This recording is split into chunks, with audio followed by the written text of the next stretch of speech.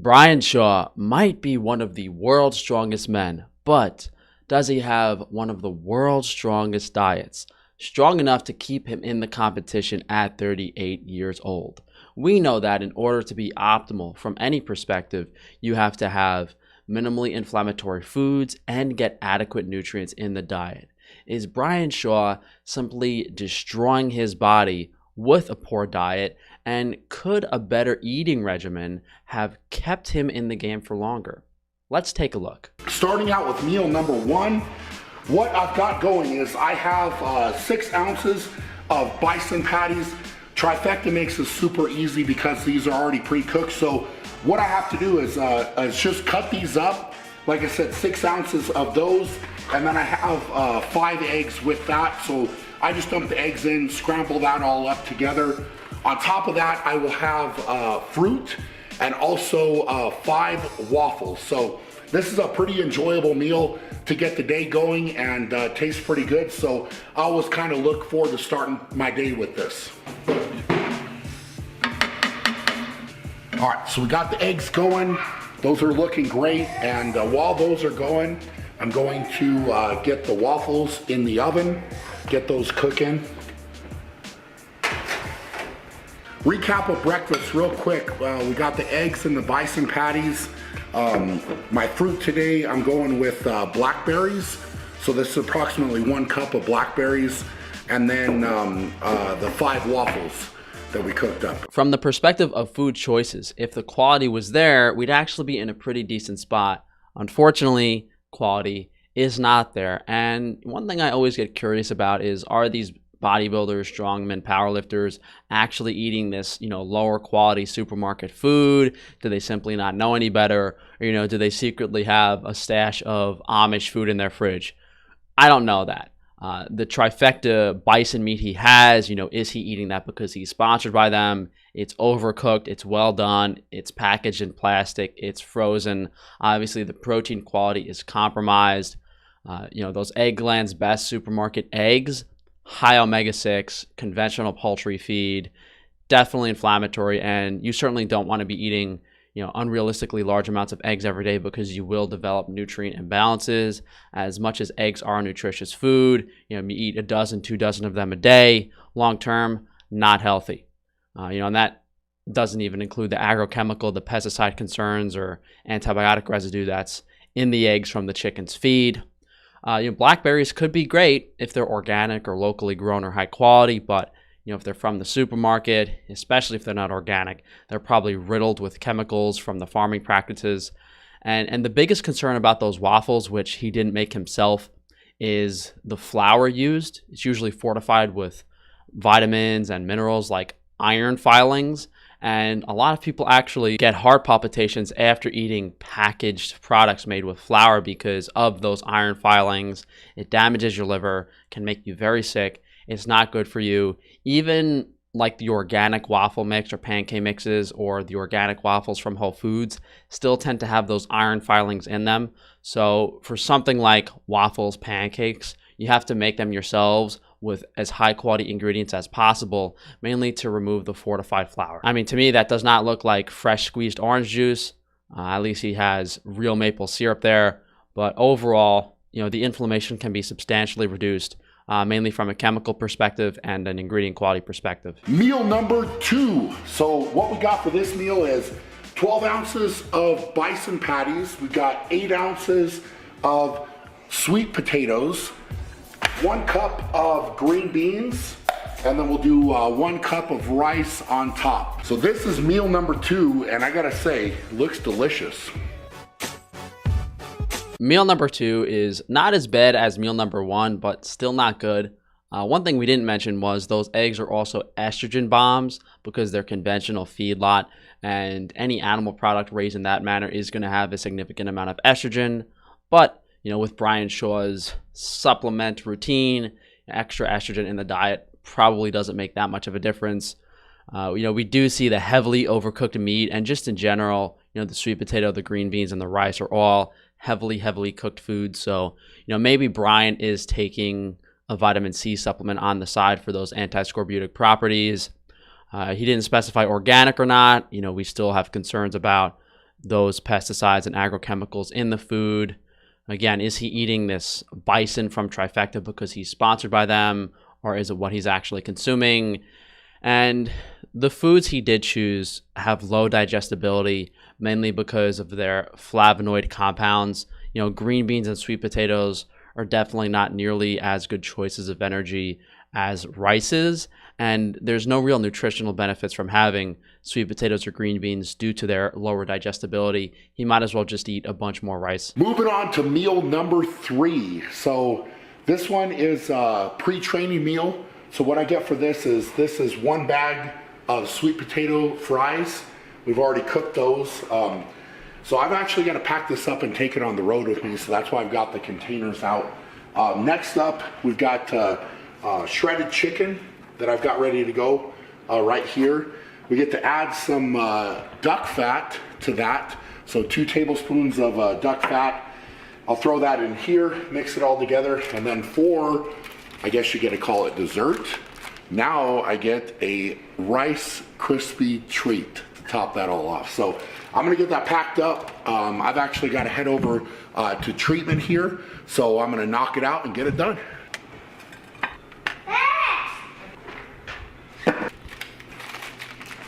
All right, so we got the meal ready to rock and roll. I'm gonna head out the door, go get this treatment done, and I will eat this probably in the parking lot right when I get there. There's a pretty common theme to this diet. He's getting in his protein, he's getting in some calories, carbohydrate energy mostly, but the quality of the food is greatly compromised. It's not organic. There's omega-6 concerns. It's heavily cooked foods, stressing his body's enzymes. You know, is he taking digestive enzymes on the side too? Is he perhaps taking antimicrobials, probiotics to make sure his gut microbiome is healthy? You know, he threw some duck fat in this meal and he's eating Rice Krispie treats. There's far better options for that. You could have some fatty fish for some omega-3. You could have just Wagyu beef tallow from Frankie's Free Range Meat, which would certainly be a better option. Just higher quality animal products. You know, we did a chewy chocolate chip granola bar recipe video yesterday. You can make your own high quality Rice Krispie treats that are going to be infinitely healthier for you than that packaged garbage. How is this guy so wealthy in this nice house, so successful, yet he doesn't put a little bit of extra effort into the quality of his diet? Does he not understand? Meal number 4. This is my post-training meal. So what we've got going here is we're going to a 60 gram protein shake. As you can see, this is an unmarked container. Very excited that this prep, I have been using my own protein. So this is a whey isolate. It is delicious. We've been testing it, different versions, and I cannot wait to share it with you guys. So I have been using that. On top of the 60 gram protein shake, I will have a banana, and then with that, I will have a peanut butter and honey sandwich as well. So this is a great post-training meal, really convenient, really easy. Just mix up the shake and then sit down and have the banana and the peanut butter and honey sandwich. So we're gonna get this blended up and down the hatch.